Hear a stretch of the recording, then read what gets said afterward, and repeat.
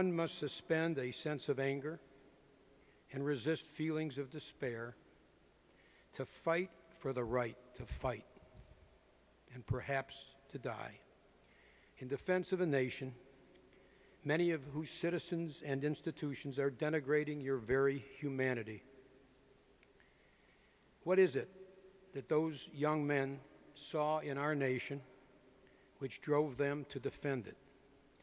In the face of the pain inflicted upon them by laws promoting segregation and practices reflecting racism, they must have sensed that despite the bigotry, that this was a nation worth fighting for.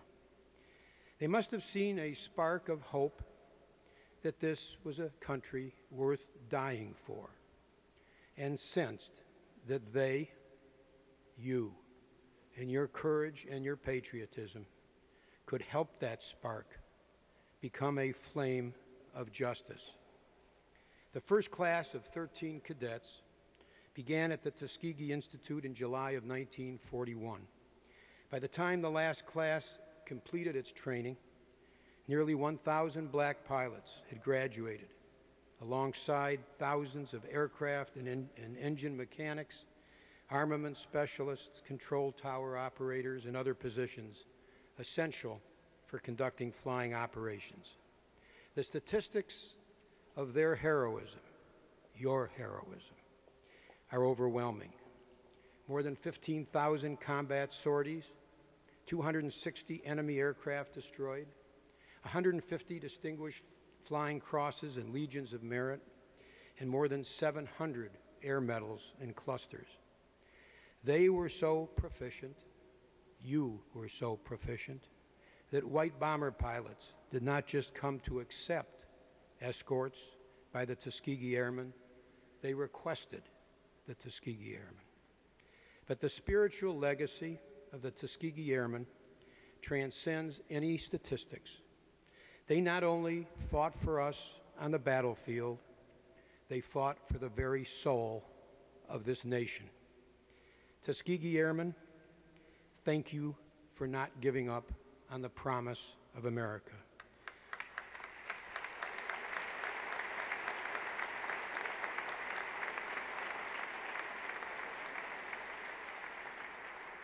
Our nation has been strengthened by your faith in it. Future generations will be inspired by that faith, by your moral and physical courage, and by the extraordinary gift that you have given to this land.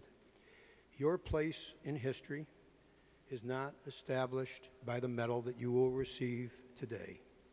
It was assured when, as young men, you put on the uniform of this nation and defended this nation, demonstrating your faith in what this nation could become.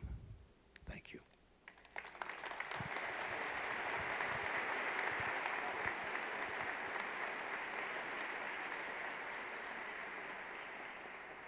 Ladies and gentlemen, the Honorable Charles Rangel.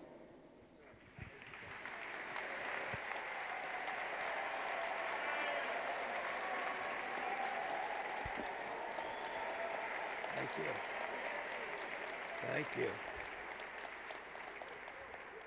You don't know what that feels like when you're sergeant, 571, 57282, right, General? Thank you, Senator Levin. Certainly, we need two houses to do anything around this Congress, and Senator Levin picked up the ball, carried it all the way, and I'm indebted to him for his spirit and the way he handled this. Thank you, Senator.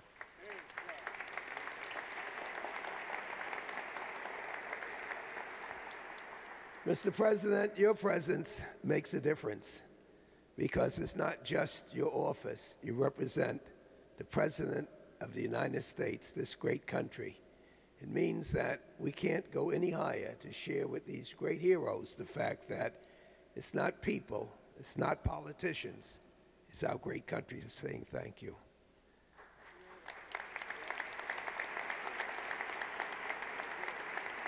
Madam Speaker, Mr. Leader, Chairman of our Congressional Black Caucus, the distinguished members from the other house that I'm still trying to learn how it works, but my heroes.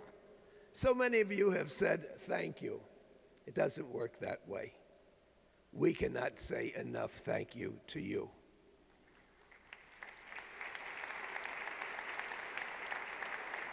Nobody, white or black, in this country can understand how God had given you so much courage from a nation that had rejected you because of your color, said you couldn't fight, said you couldn't fly, said you just weren't worthy. And you had to go out there and prove to them just how wrong they were.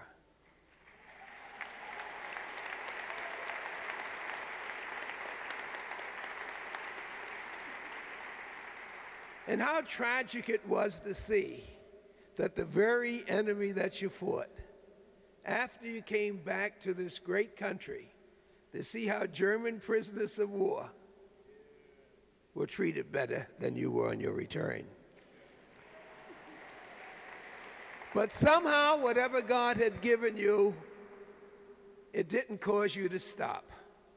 Every one of you in the different towns that I've been to was still continuing to protect this great country.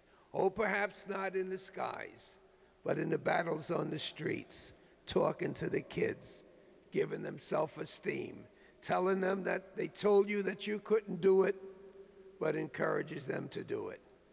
And the engine that I had driving me, Percy Sutton, my neighbor from Tuskegee,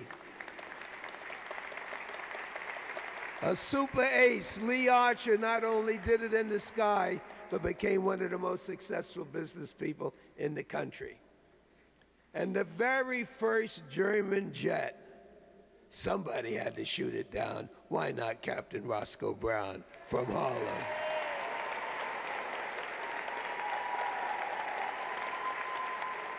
That's what Harlem's all about. That's what New York is all about. That's what our great country's all about.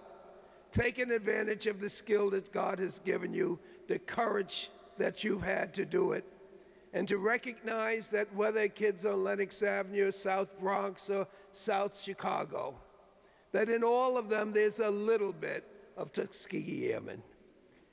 Every one of us has a little bit of your courage and a little bit of your skills.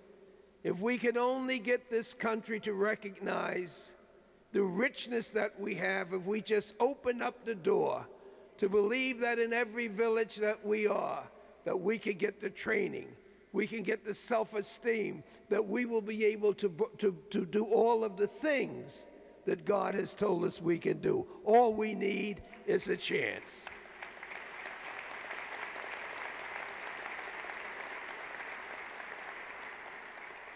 I went into the Army as a high school dropout, came out, went back to high school, and I can say that if I can become the chairman of Ways and Means Committee, everybody on Lenox Avenue can do it.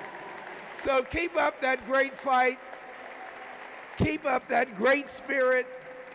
It took a long, long time coming, but remember where you're sitting today, slaves built this building. So there's mountains for us to climb, there's things for us to do. God bless you. God bless America. Sorry it took so long.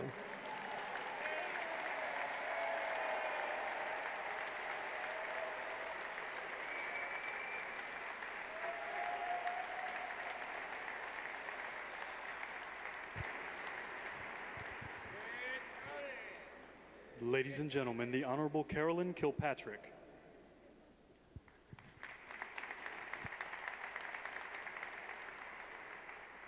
Giving honor to God, who is the head of my life, Mr. President, Madam Speaker, Leader Senator Reid, distinguished dais guests, ladies and gentlemen, the men of the Tuskegee Airmen, and women as well, who are permitted to join. Yes. That's also how God knows that you are wonderful, because you allowed women to become Tuskegee Airmen also. We bring you greetings from the Congressional Black Caucus.